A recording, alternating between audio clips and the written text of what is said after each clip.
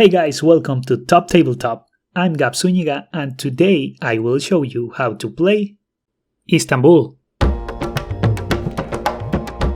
Istanbul is a competitive game for 2 to 5 players where we are merchants going through the bazaar and competing to collect rubies. The components are 16 place tiles, 5 wheelbarrows, 15 wheelbarrow extensions, 1 merchant disc, 5 assistants, 1 family member, and 4 goods indicators, all in 5 colors, 1 governor and 1 smuggler, 16 mosque tiles, 10 demand tiles, 26 bonus cards, 4 mail indicators, 32 rubies, a bunch of coins, 2 dice, 5 overviews, and a starting player marker.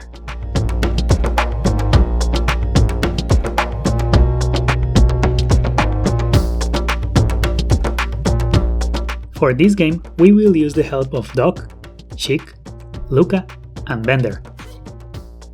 Place the 16 place tiles in a 4x4 grid according to the blue numbers. Place the mosque tiles on their corresponding place in the 2 mosques, sorting them by their number of good symbols going from the lowest on top to the highest at the bottom, and place 1 ruby per player on each of the mosques. If there are 5 players, you only place 4 rubies on each mosque.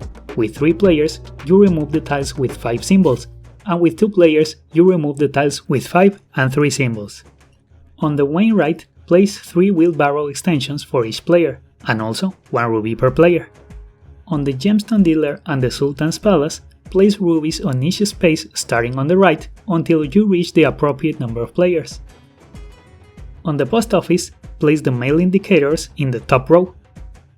On the large market, shuffle the black demand tiles and place them face up, and do the same for the small market with the white tiles. All players take a wheelbarrow. They choose a color and take the corresponding components, and an overview too if they need it. If not, leave them in the box. The 4 goods indicators are placed on the grey spaces of the wheelbarrows. Everyone stacks 4 assistants and places their merchant on top, and they're placed on the fountain. The remaining assistants are placed nearby. All family members are placed on the police station. To determine the starting place of the governor, roll both dice and place it on the appropriate tile according to the large brown numbers. Then, do the same for the smuggler and leave the dice nearby. Shuffle the bonus cards, give 1 to each player, and leave the rest nearby. Randomly determine a starting player, who receives the starting player marker and 2 coins. And going clockwise, each player receives 1 more coin than the previous one. Place the rest of the money nearby, and the game is ready to begin.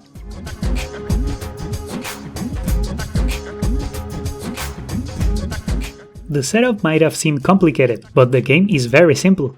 Beginning with the starting player, you take turns in clockwise order, and on your turn, you do 2 things. First, you move to a different place, and then you do the action of that place. And that's it! First, you have to move your merchant and all the assistants under him 1 or 2 places, and you cannot move diagonally or end in the same place you started. If there are none of your assistants on the place you moved to, you remove the bottom one and it will stay there. You won't take it with you on your next move. If there's already one of your assistants on the place you moved to, you take it back. It goes on the bottom of your stack and you will take it with you on your next move. And if you have no assistants, or you just don't want to pick one up or leave one behind, your turn ends immediately. If there are any other merchants on the place you moved to, you have to pay each one of them 2 coins, and if you can't or you don't want to, your turn ends. The only exception is the fountain. You don't have to pay other merchants there. After moving, if you picked up an assistant or left one behind, you can carry out the action of that place. At the 3 warehouses, you move the goods indicator of the corresponding good as far to the right as possible. At the Wainwright, you pay 7 coins to take a wheelbarrow extension and place it in your wheelbarrow. This lets you have more goods, and also, when you complete your wheelbarrow with 3 extensions, you take 1 ruby. At the post office, you receive the resources shown on the 4 uncovered spaces, and then you move the leftmost mail indicator of the top row to the bottom row. And if all of them are already in the bottom row, you move them all back to the top. At the Caravansary, you take 2 bonus cards. They can be from the deck and or the top of the discard pile. and then you discard any card from your hand. There's no limit to the bonus cards you can have, and on your turn you can play any number of them. They have different effects detailed in the overviews, and after using them, they're placed face up on the discard pile. At the black market, you gain one red, yellow or green good of your choice and then roll both dice, and depending on your roll, you might get up to 3 blue goods. At the tea house, you say a number between 3 and 12 and roll both dice. If your roll is equal or greater than your number, you take coins equal to the number you said. Otherwise, you only take 2 coins. At the 2 markets, you can sell up to 5 of the goods that are shown on the demand tile. Move the goods indicators on your wheelbarrow accordingly and take the corresponding coins, and after selling, move the demand tile to the bottom. At the police station, if your family member is there, you can free it and send it to any place and carry out the action of that place.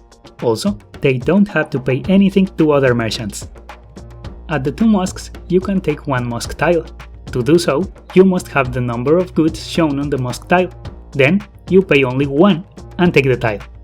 You can only have 1 copy of each tile, and when you acquire both tiles of 1 mosque, you take 1 ruby.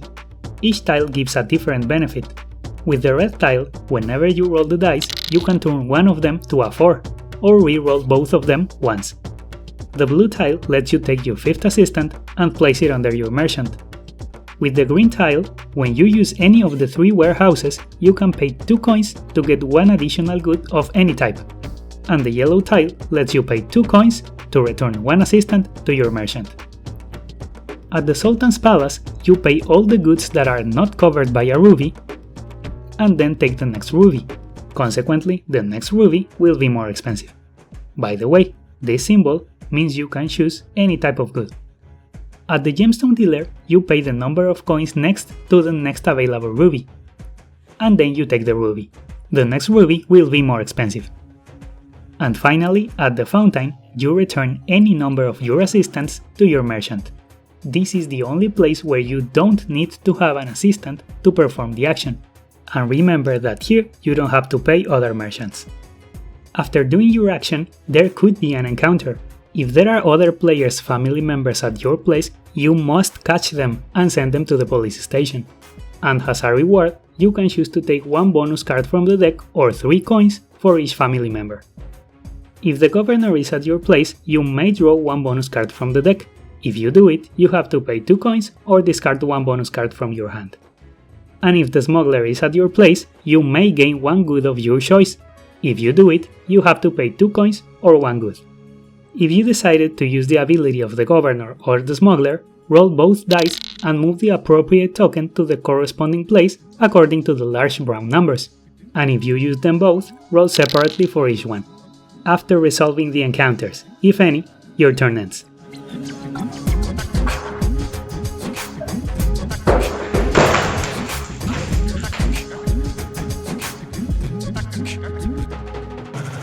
As soon as a player collects 5 rubies, or 6 in a 2-player game, the end of the game is triggered.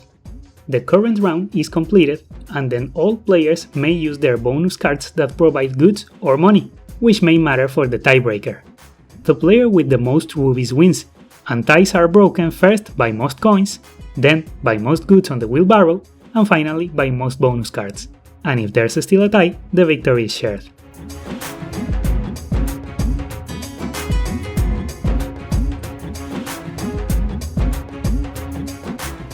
Let's say this game has been going for a while and now it's Luca's turn. She moves to the fruit warehouse and leaves an assistant, and she maxes out her yellow goods. Bender goes to the tea house and picks up an assistant. He says the number 8 and rolls the dice. He got 7, but since he has the red mosque tile, he turns 1 die to a 4. And now he has 10, so he gets 8 coins. Doc moves to the black market and picks up an assistant, and Chick's merchant is already there, so he pays her 2 coins. He gets a yellow good and rolls the dice. He got an 11, so he gets 3 blue goods, but he only has capacity for 1 more. Chick moves to the large market and leaves an assistant. She sells 3 goods and receives 12 coins, and the demand tile goes to the bottom. The smuggler is there, and she decides to use his ability to get any good of her choice, and she gets a blue one. Then she has to pay 2 coins or a good.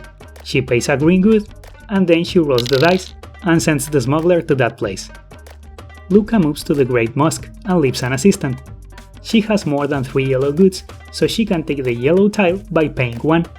She gets it, and now she has both tiles from the Great Mosque, so she gets a ruby. Bender goes to the Wainwright and picks up an assistant. He buys a wheelbarrow extension for 7 coins, and he completes his wheelbarrow, so he gets a ruby. Also, Chick's family member is there, so he sends it to the police station, and he can choose to get a bonus card or 3 coins, and he decides on the card. Doc moves to the Sultan's palace and leaves an assistant. He pays all the visible goods and gets a ruby. His family member is also there, but he cannot catch his own family member. Chick's moves to the police station, leaves an assistant, and sends her family member to the Gemstone dealer. She uses a bonus card and gets 5 coins. The card is discarded, and then she pays 16 coins to get a ruby. And that's how you play Istanbul. The game has variants where you sort the place tiles by the big numbers or the green ones, or even randomly. And there's also a variant for 2 to 4 players where everyone replaces one of their assistants with a neutral one, represented by an unused color, which makes the game more tactical. So, once you're familiar with the base game, you can try these variants. If you have any question, leave it in the comments, and if you like the video, don't forget to give it a like and subscribe. Thanks for watching, and see you on the next video.